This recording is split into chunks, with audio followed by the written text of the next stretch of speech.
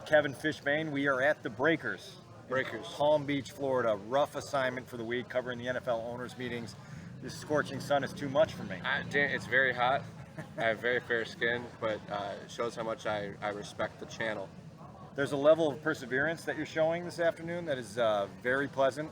It's a type of grit that one Matt Eberflus might appreciate.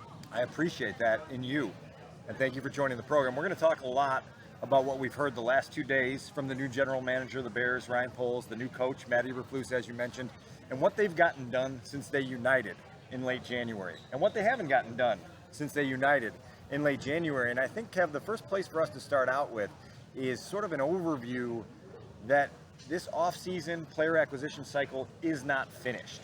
I think there can be a rush at times for fans to want to see the complete picture. And you and I both know that you really have to get to the Monday after the draft, after you've gone through those 7 rounds of the draft, added undrafted free agents, then look at the whole collection of work that has been done in that time and try to figure out what has been accomplished. To this point, I think in a month of March that has been absolutely insane across the league, the Bears have been, for the most part, spectators in terms of the headlines. Sorry, Dan, I'm getting a spider out of your okay, it's probably a deadly spider. This is good. This is what hey, we're it's live TV. We're dealing with the elements here. Record it and post it later. It's understandable, like the patience level. Because I think a lot of Bears fans were looking forward to the rebuild and moving on from a lot of players from the previous regime, but they want to go. You know, you see guys in free agency, you think, wait a second, you know, Juju Smith-Schuster should fit. Why aren't they involved in the conversations with other tackles or cornerbacks? But if you go look at some of these lists of guys who are still available now, there's a lot of quality players. You know, they're not going to be the blue chip stars. They're not going to be the type of guys you build your team around, but they're guys you could rely on for a year. I mean, you go back to Sean Gibson was a May signing. Tracy Porter, I want to say, definitely when he had a good year, was later. And so like that's the situation the Bears are in right now, is they just have to kind of rely on those guys just to start getting this thing together the way Ryan Poles wanted. What I think is interesting about the difference between this and 2015 is each of Ryan Poles' guys are young. You know, there's not like an Eddie Royal or an Antrell Roll signing. All due respect to those guys, right, of course. But you can tell what Ryan Poles is looking for. It's a very specific, but it's limited in terms of the amount of guys that fit what they're looking for. Well, listen, and one of the things he's looking for is patience and discipline from himself, right? And to this point, I think he has passed that test. Now, listen, the Bears went out and tried to make a big splash by signing defensive lineman Larry Ogunjobi. The physical didn't pass. And so Larry Ogunjobi is not a Chicago Bear, and in Ryan Poles' own words, that tore him to pieces. To have a player that he liked, a player that he thought fit the defense, a player that he thought fit what they want to build from a character standpoint, and to take that contract away because the physical wasn't passed hurt. They go out and try to deliver an offer to Ryan Bates, the restricted free agent out of Buffalo. The Bills end up matching that. So there have been a couple failed efforts to get guys that the Bears thought could help their program. And so it leaves you in this process of having to just make adjustments and adapt on the fly. But at the same time, Ryan Poles told us when he started that this is a longer haul vision that he has to take, and it can't be all about putting together a truly competitive team for 2022 when you want to keep an eye on the future.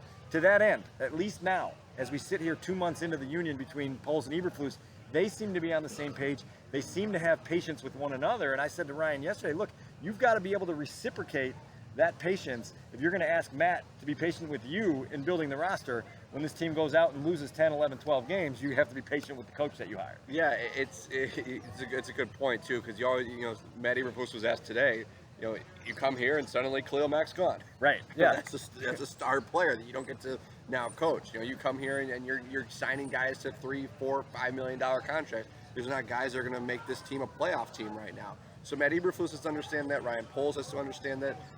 You know, we're recording this before we hear from the chairman, George McCaskey, and he obviously is putting his trust in Ryan Poles and the program that they're trying to build, and he's going to have to be patient too as they try to get this thing right. And you know, look, I understand that in the NFL, you can't really fully rebuild anymore. You can't, you know, do something that takes 3, 4, 5 years. But I almost want to know more at this time next year, right? You know, because like this day when we're at the Biltmore in Phoenix, Dan, it's not going to be humid. It's going to be hot though. And we'll be sitting there. It's a dry heat. We'll be sitting there talking about maybe a $50 million contract the Bears just handed out, and a big trade that they might have just accomplished, because then they're going to have the resources and flexibility. and they'll know what they have in Justin Fields, and they'll know how this system is working and who's going to best fit it. This is just not the offseason to do that. It is funny, though, because you mentioned Ogunjobi, you mentioned Bates. We would be viewing this offseason much differently. Both players were on the roster. roster. In Ogunjobi, it's a fluke. It's a fluke thing that happened, and Ryan Bates, they threw what they could at him, and the Bills decided to keep him.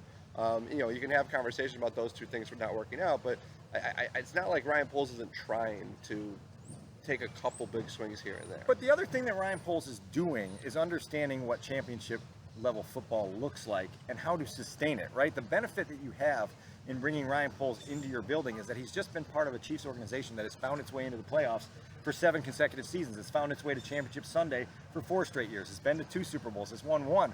So when Ryan Poles comes from viewing that Kansas City Chiefs team and then he looks at the Bears and says, no, they don't measure up, you should take his word for that. And his candor was one of the things that won over the search committee in January when he was interviewing for the job. And so with that comes a grounded approach to building this thing piece by piece and not looking for quick fixes. I have another thought on the Arizona Biltmore in a second. I think a lot of the frustration for some fans stems around the idea that they haven't gotten Justin enough help. And I'll tack a word on at the end of that, yet, right? Because I think folks want them to upgrade the offensive line to give Justin a better opportunity to succeed behind a sturdy offensive line. They want more playmakers for him to distribute the ball to. Well, look, you've got 3 day 2 picks in a month, and you better believe they're going to use at least one of those on a wide receiver. And if they don't use one of those on a wide receiver, then they're certainly picking 2 or 3 on day 3, right? Like they're going to add receivers. They may add multiple receivers in the draft in day 2, day 3 area, and we'll see what they can do there. And then maybe the impression changes on just what they're giving Justin to work with. Yeah, you look back at what the Chiefs built, right? Obviously, Patrick Mahomes, you can't talk about what the Chiefs have without mentioning that they found a superstar quarterback. Yeah. That changes Everything. But Tyreek Hill was a draft pick. Travis Kelce was a draft pick for them. You go back to Eric Fisher was the #1 pick in the draft. Some of these receivers, Mecole Hardman, right. Byron Pringle, Demarcus Robinson, the way that they built that. And then as they got really good, then they get aggressive and they go get Honey Badger and the way they revamped the offensive line this past offseason. So he's seen that. So, this draft is it's more, who he picks in this draft is more important in the long-term future of the Bears than who he's signed in the past 2 weeks. But again, I understand the impatience of the people watching and wondering and waiting for this team to get to that point of being there and having enough for Justin Fields. But I thought Matt Eberflus said it today, Ryan Poles said it yesterday, a lot of the Justin Fields improving is going to be on Justin Fields. Right. It's going to be on Luke Getsy. I mean, this thing's going totally different than what we saw last year. Hopefully. Yeah, that's the plan. So I think, yes, would it be easier for Justin Fields? Would it be better to evaluate him when he had better weapons and better offensive line? Sure. But also, if he's a great quarterback, we're going to see some of that progress, regardless of who's around. There's no question about it. One last topic for you. The fountain is about 150 yards behind us over here. On Monday morning, the NFL coaches paraded out to that fountain. It's a tradition at the owners' meetings to take that sort of class photo with the other coaches. 28 of them showed up this year, 28 out of 32. Matt Eberflus made that walk for the first time. We talked to him a little bit at the coaches' breakfast this morning about the idea of staying in that photo for a little while. He said it was really cool to look around and see these coaches that have been around for a long time. Andy Reid, Pete Carroll, the Mike Tomlins of the world, the John Harbaugh, right?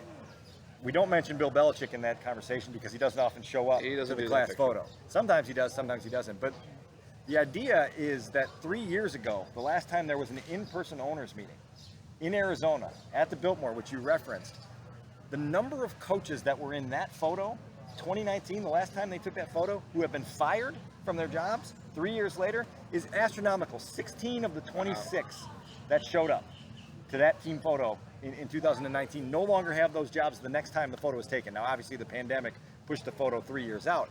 But the point is that Matt Eberflus may not have 5, 6, 7, 8 years. His 3 predecessors, none of them made it to year 5, right? And so here we are with a coach that has to understand the ability to balance patience with urgency.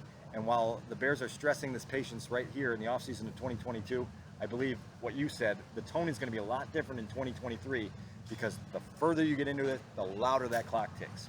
Yeah, it does. And we'll see, 3 years from now, who's going to be in that picture. Right. And that's what, again, we're going to say this all offseason, it comes back to Fields, right? Because it's just a different scenario when you're trying to start over, but you have that wild card, that X factor, whatever cliche you want to use for him, because if he is the guy, then that can accelerate things to a different pace, you know, and that can make this rebuild. You could look back at some of these things and figure out a way to, you know, get them to where they want to be quicker than right now. It seems like it's going to take forever. There's no question about it. But if Fields is the guy, you know, again, you want to be careful not to compare to Cincinnati. Right. But it's an example of how quickly this thing can turn, and we have also seen it turn the other way as well. Yeah, exactly. It's a choose your own adventure. If Fields is the guy, turn to page 47. If Fields is not the guy, right? And that's the state the Bears are going to be living in if they have to restart at that quarterback position at any point in the early tenure of Matt Eberflus and Ryan Poles. We'll have a lot more content for you in the days and weeks ahead. Kevin, thanks for coming out under this blazing sun to entertain this audience, to give them information. It's been a good week out here. Hopefully our audience enjoyed your insight and analysis. I was happy to be here. I hope next time Rich Campbell could join us. Hopefully Zach Zaidman can get on at some point and give us his thoughts on the Bears quarterback situation. You know as well as I do that he has them. Very firm thoughts. This audience deserves to hear those. Challenge to Zach. Like, subscribe to this video. We'll be back with more content soon.